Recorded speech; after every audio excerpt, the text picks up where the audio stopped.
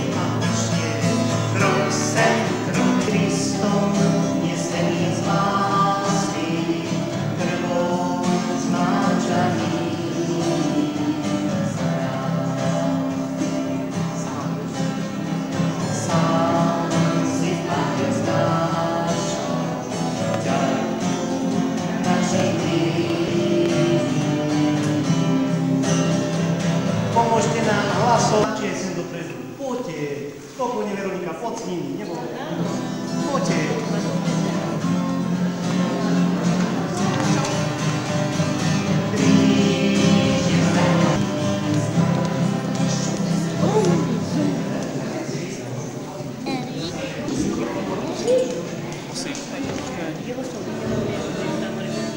Mal by som byť šťastný, aj ty by si mal byť šťastný, a tak by to malo byť.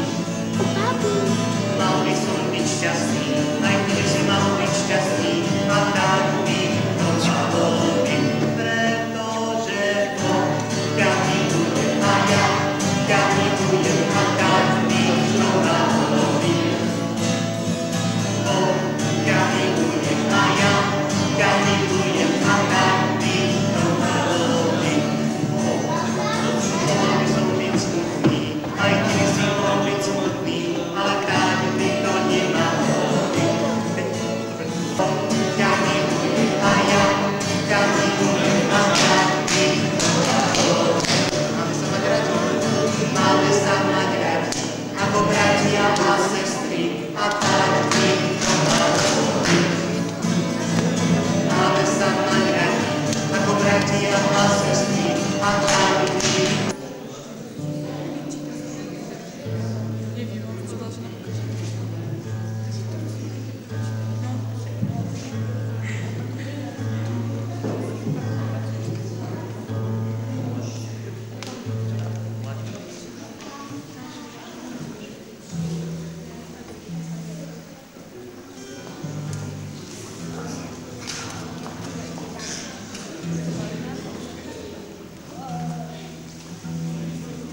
Karinka, důležitá.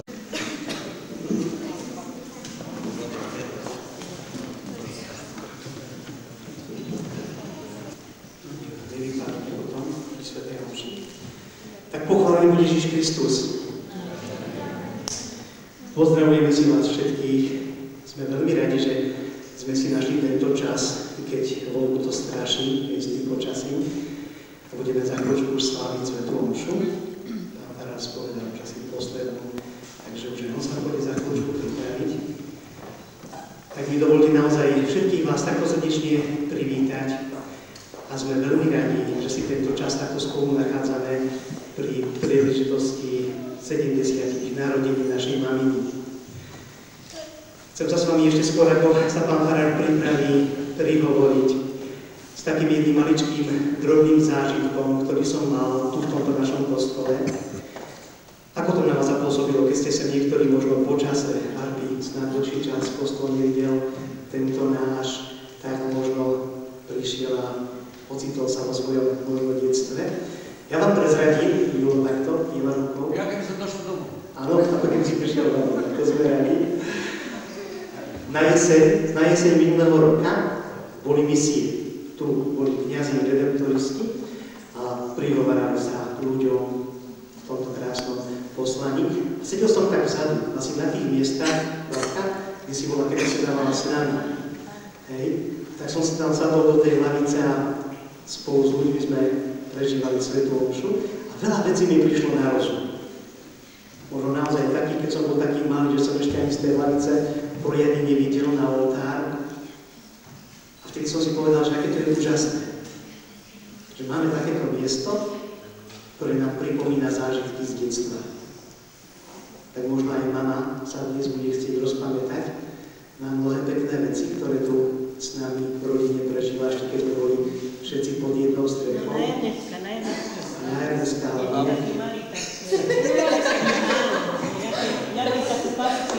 Tak to všetko si potom budeme môcť aj v kultúrnom dome povedať, možno aj niečo pekné vidieť. A teraz vás všetkých pozývame naozaj k svätej omši a veľmi pekne vás prosíme. Deti, keď spievate, tak spievajte. Dobre, všetci pekne na hlas, ukazovať, nebáť sa, nehandiť sa. Máme úžasnú šancu takto spolu byť tu na.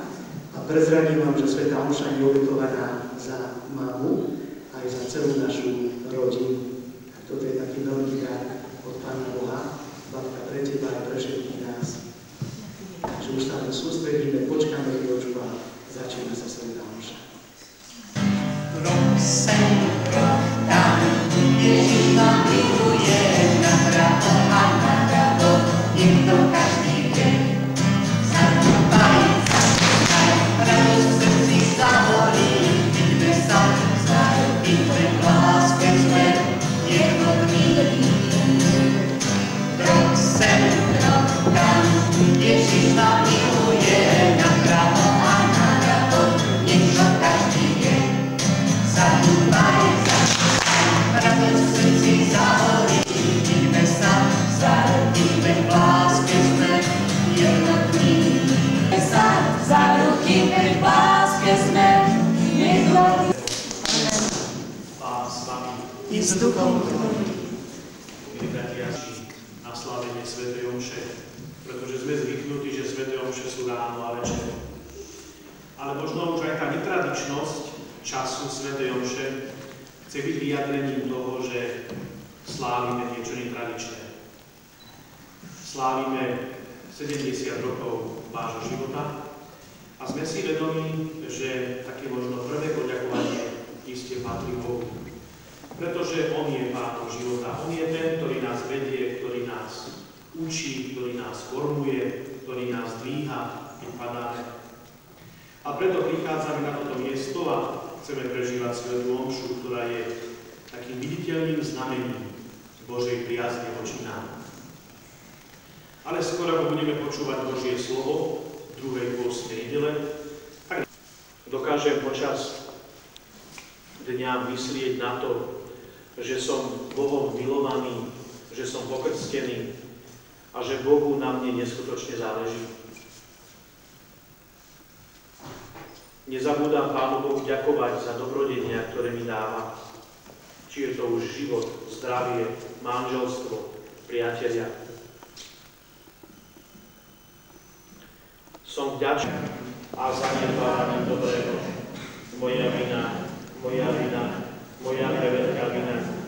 Preto prosím blahoslavenú Máriu vždy Pána, všetkých anielov a svätých, i vás, bratia a sestry, modlite sa za mňa, Pán Boh náš.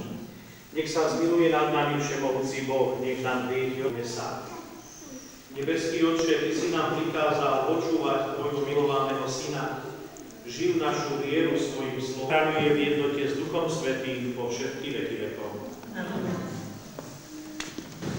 Prvé čítanie z knihy Genesis. Pán povedal Abrahamovi, odíď zo svojej krajiny a budeš požehnaný. Požehnám tých, čo ťa budú žehnať, a prekliajem tých, čo ťa budú preklínať.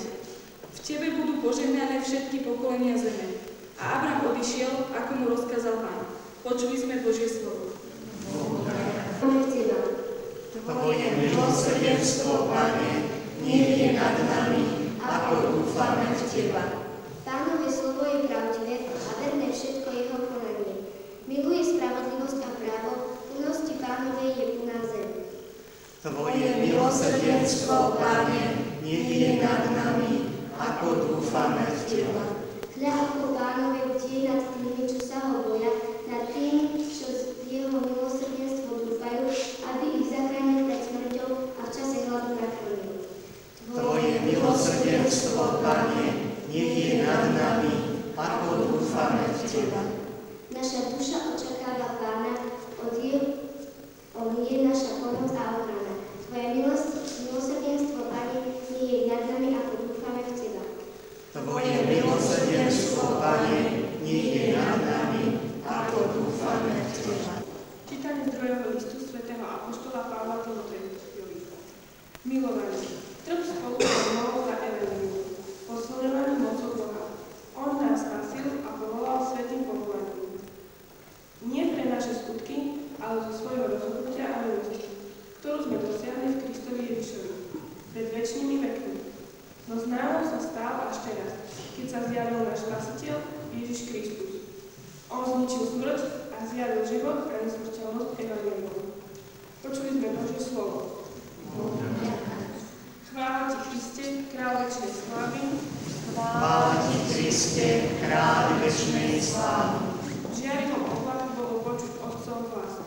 Toto je môj milovaný syn, počúvajte ho. Chvála Ti, Kriste, kráľ večnej slávy. Pán s vami. I s duchom Tvojim. Čítanie zo svätého Evanjelia podľa Matúša. Sláva Tebe, Pane.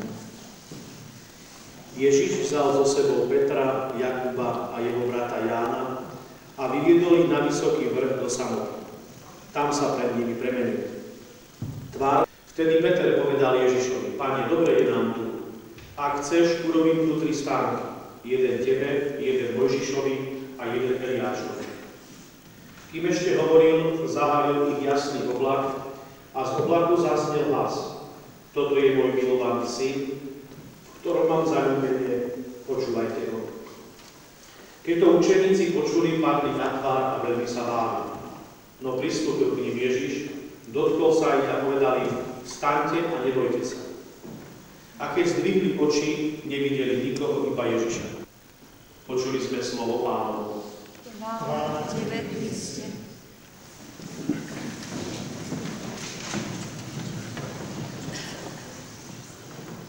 Pôvodne som myslel, že kázať nebudem, ale keď ste si usadli, myslím, že každý človek má vo svojom srdci rozlič, čo cítime, čo prežívame, čo plánujeme. Možno takýchto ľudí v našom živote nie je veľa, lebo máme strach, aby to kto si nezneužil, aby to kto si nevyužil, aby sme neboli oklamaní. A ja som presvedčený, že veľa takýchto tajomstiev je aj v srdci našej oslavenkyne. Vašej mamy Márie. Možno by aj ona vedela rozprávať o všeličom, čo ešte možno nikomu nepovedala. Či už sa večer modlí, alebo na čo myslí, keď je na svätej omši, či už tu, alebo s kačanou. Možno to raz povie, možno nie, možno niektoré veci naozaj sú len medzi nami a Bohom, ktorému prednášame, na ktorých nám záleží. A dnešné evanjelium hovorí, že nielen človek má svoje tajomstvá, ale aj Boh má svoje tajomstvá a zjavuje ich tým, ktorým dôveruje. Ten príbeh o Petrovi, Jakubovi, Jánovi, o Ježišovi, ktorí vystúpili na Tábor, myslím, že sme nepočuli prvýkrát, pretože je veľmi obľúbený, veľmi známy, videli sme určite veľa obrázov, vieme si to trošku predstaviť, asi ako to tam mohlo vyzerať. Ježiš ako keď pred svojím umúčením, pred svojou kalváriou, pred svojím krížom berie so sebou apoštolov a zjavuje na sebe svoju božskú moc. To, čo dovtedy ani odvtedy nikto nevidel. Ako nám píše evanjelista Matúš, že keď sa tieto veci stali, tak Ježiš mal zmenenú tvár. Tvár mu žiarila sťa slnko a odev mu zbelel ako svetlo. Dokonca ich zahalil akýsi tajomný oblak a z neba zaznel hlas: toto je môj milovaný syn, ktorom mám zaľúbenie, počúvajte ho. Ježiš akoby chcel svojim trom najbližším priateľom prezradiť tajomstvo toho, ako to v živote a vo vzťahu k Bohu chodí. Pretože my si veľakrát myslíme, že keď sa človek modlí, keď chodí do kostola a keď sa spovedá, že sa mu nič zlé nemôže stať. A keď sa možno aj stanú nejaké nepríjemné veci a ťa aj dospejú, dokonca náš detko bol kostolník. Ako je to možné, že sa nám stávajú takéto zlé veci? Veď sme ti verní, veď ťa chválime, veď s tebou počítame, veď ťa zvelebujeme.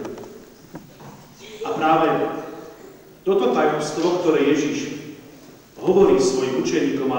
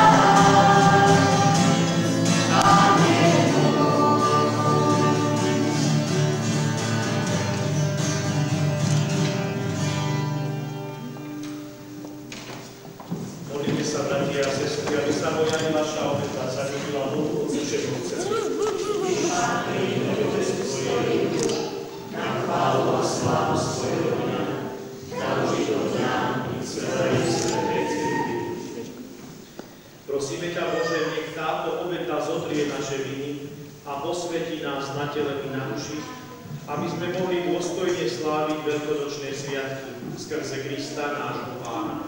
Amen. Pán s vami. Dvoje srdcia. Vzdávajme vďaky Pánovi Bohu nášmu. Je to dôstojné a správne. Je naozaj dôstojné a správne, dobré a spásonosné vzdávať vďaky vždy a všade Tebe, Pane Svätý Otče, všemohúci a večný Bože, skrze nášho Pána Ježiša Krista. Lebo On predpovedal svoju smrť učeníkom a na Svetom vrchu zjavil im svoju slávu. Aby pochopili, že cez utrpenie sa prichádza k slávnemu vzkrieseniu, ako o tom svedčí zákon i proroci. Preto so zástupmi anielov a svätých aj my, pútnici do nebeskej vlasti, ustavične ťa oslavujeme a radostne voláme. Svätý, svätý, svätý, Pán Boh všetkých svetov, plné sú nebesia i zem tvojej slávy. Osláva na výsostiach, požehnaný, ktorý prichádza v mene Pánovom. Osláva na výsostiach. Dával svojim učeníkom hovoriac: vezmite a jedzte z neba.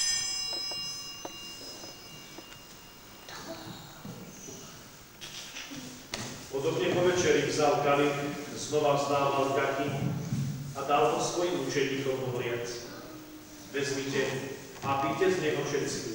Toto je kalich mojej krvi, ktorá sa vylieva za vás i za všetkých na odpustenie hriechov. Je to krv novej a večnej zmluvy. Toto robte na moju pamiatku.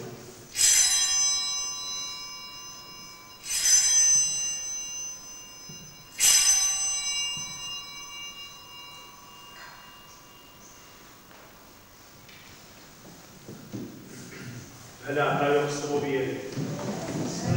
Pane, zvestujeme a Tvoje smrtvých stanie vyznávame, kým nepríde sláva.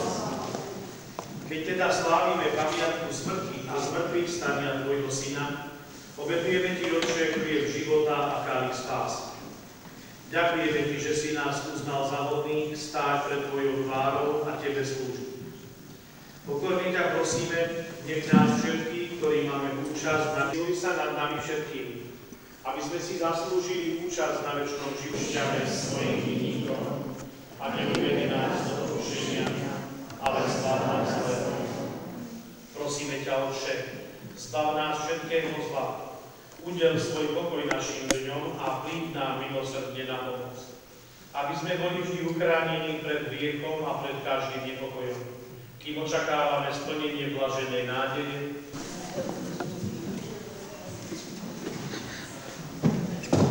Baránok Boží, Ty snímaš hriechy sveta, zmiluj sa nad nami. Baránok Boží, Ty snímaš hriechy sveta, zmiluj sa nad nami. Baránok Boží, Ty snímaš hriechy sveta, daruj nám pokoj.